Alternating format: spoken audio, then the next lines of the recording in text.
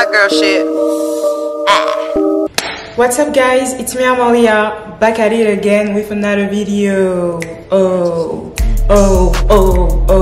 Coucou les gars, coucou les copines, j'espère que vous allez tous bien. Moi en tout cas aujourd'hui ça ne va pas. Il y a des choses, il y a des messages qui circulent sur les réseaux sociaux en ce moment, en 2021. Je n'arrive pas à comprendre comment est-ce qu'il existe encore des gens qui réfléchissent ou qui pensent comme ça. En tout cas, vous allez le comprendre dans quelques minutes, bien que je pense que ce sera genre explicitement mentionné dans le titre. Aujourd'hui, je vais vous faire une réaction de la vidéo de Tata Oscar. Pour ceux qui ne connaissent pas Tata Oscar, c'est une influenceuse, humoriste, comédienne. Enfin, en vrai, elle fait des vidéos assez drôles sur Instagram, les réseaux sociaux, etc. Et là, il y a une mini polémique. J'ai vu aussi qu'on en parlait beaucoup sur Twitter. Donc, je pense que cette vidéo a vraiment trigger et a soulevé en nous beaucoup de choses, qui a quand même eu des propos assez, directs. Du coup, aujourd'hui, je vais réagir à cette vidéo-là et vous dire ce que moi je pense et pourquoi est-ce que je ne suis pas du tout d'accord avec ce qu'elle a dit dans sa vidéo. Donc, j'espère que cette vidéo va vous plaire. N'oubliez pas de mettre un pouce bleu si c'est le cas. N'oubliez pas de me dire en commentaire ce que vous pensez de cette vidéo parce que vraiment vos avis m'intéressent énormément. Donc, avant de commencer réellement la vidéo, je tiens quand même à faire un petit disclaimer. En aucun cas est-ce que je veux qu'on insulte Tata Oscar dans les commentaires. Je ne suis pas là pour attiser de la haine envers elle. Vraiment, je respecte son travail, je respecte ce qu'elle fait. Je suis juste là pour juger le contenu de cette vidéo qui m'a interpellée. C'est pas sa personne qui m'a interpellée, c'est le contenu. Girl, what you trying to say? What you trying to say without saying? Donc pour toutes les personnes qui vont me parler de ce qu'elle a fait, je vais revenir là-dessus quelques minutes. En tout cas, je ne suis pas là pour être méchante ou être aigrie ou je sais pas quoi. Je suis juste là pour donner mon avis, ce que moi je pense de ce sujet-là et de cette vidéo. We know the rules. Nobody has to provoke nobody. Okay? We keep calm.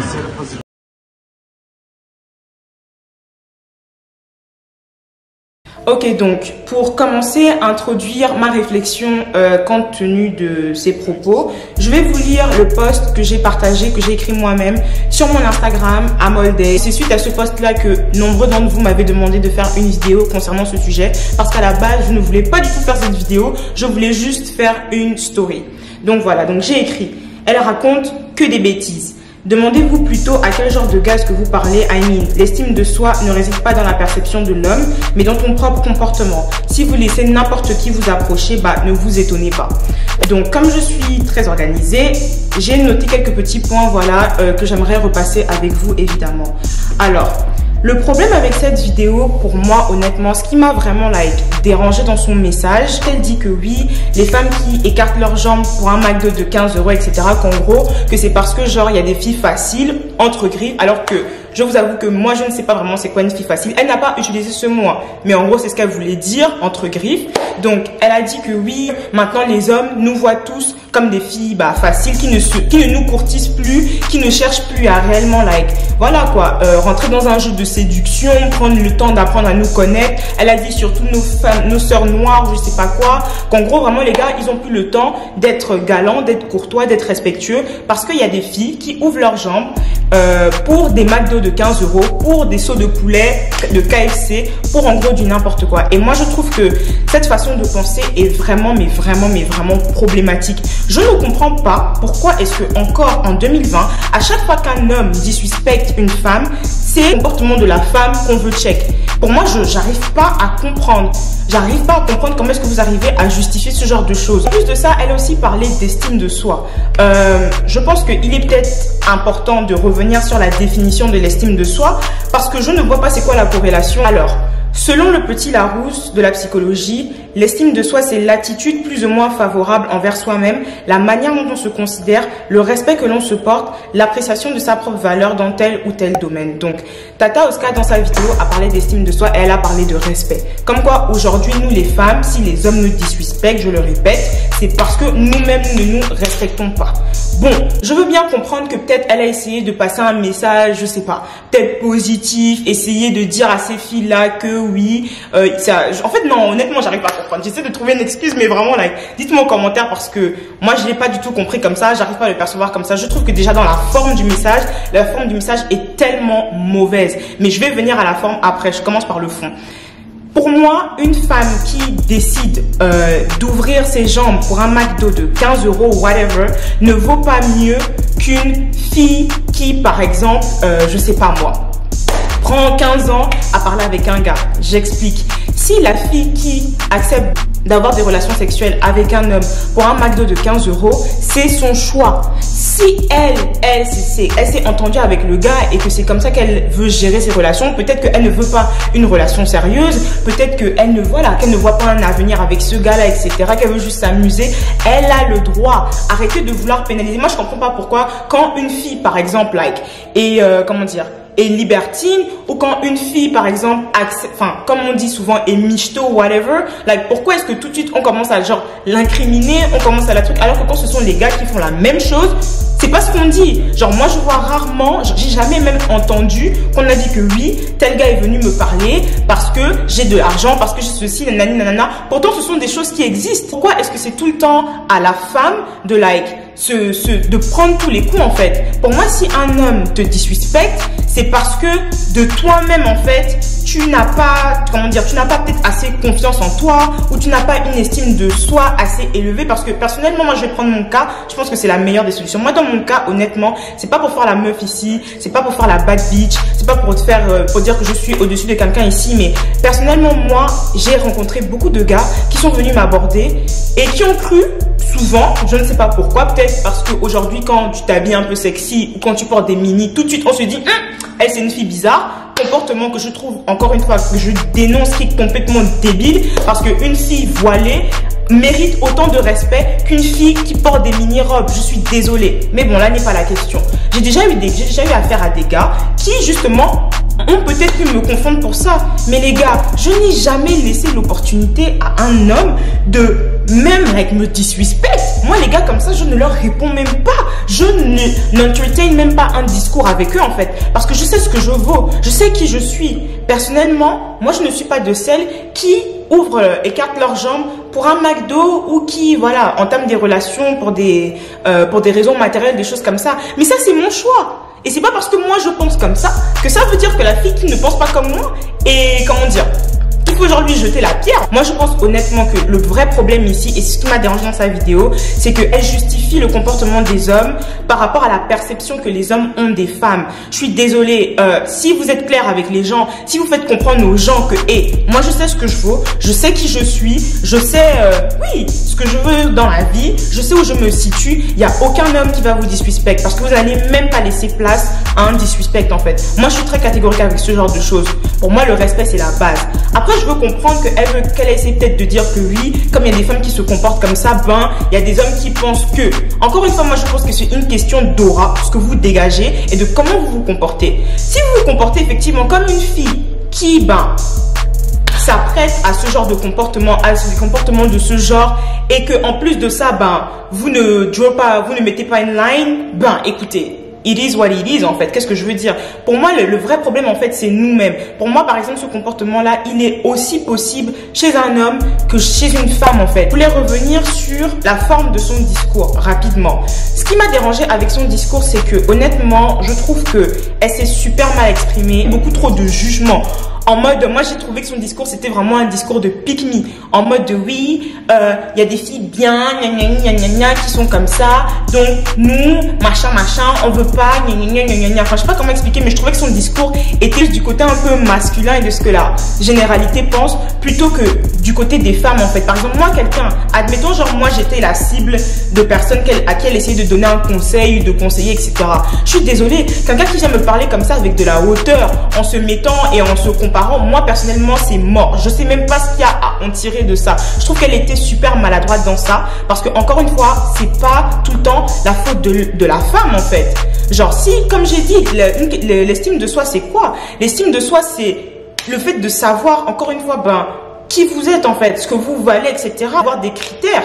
Si par exemple tu parles avec un homme qui pour lui, il estime que il n'a pas à faire plus d'efforts parce que flemme, comme elle a dit, parce que il en a marre, il sait que facilement il y a une autre fille, il aurait proposé par exemple le date au McDo, elle aura accepté, toi t'es là, tu chipotes, tu fais la meuf, etc. Moi, pour moi, c'est très simple. Ça veut juste dire que le gars, he's just not into you. Le gars n'est juste pas réellement intéressé par toi. Et donc, je ne vois même pas c'est quoi la perte réellement. Parce que moi, personnellement, un gars qui vient, qui me propose, admettons, un date McDo, et j'estime que ça ne fait pas partie de mes critères, que moi, je mérite mieux ou plus, et lui n'arrive pas à comprendre pourquoi est-ce que genre, je ne veux pas genre rabaisser mes critères. C'est juste que cette personne, que ce gars-là, he's not for me. Peut-être qu'une autre femme va être ok avec ça. Qu'il aille voir alors ce genre de femme. Mais c'est pas à moi de check on myself. C'est pas à moi de rabaisser mes critères parce qu'un gars devant moi est, je sais pas moi, genre incompétent par rapport à moi, mes values, mes critères, etc. Je comprends pas pourquoi c'est toujours à la femme de check son comportement alors que les hommes aussi de leur côté, ben, ils sont pas non plus clean. Et là, la question, c'est pas de dire de rejeter toute la faute sur les hommes. C'est pas ce que je suis en train de dire parce qu'il y a des hommes bien, il y a des hommes respectueux, il y a des hommes qui, voilà, qui savent ce qu'ils veulent et qui, quand ils veulent vraiment, bah, courtiser une femme, ils font tout, même si ça prend 1 an, 2 ans, 3 ans. Ma soeur, franchement, si le gars, il te kiffe, il va wait. Si le gars te kiffe, il va wait. Ça, c'est un truc que je pense qu'on ne dit pas assez.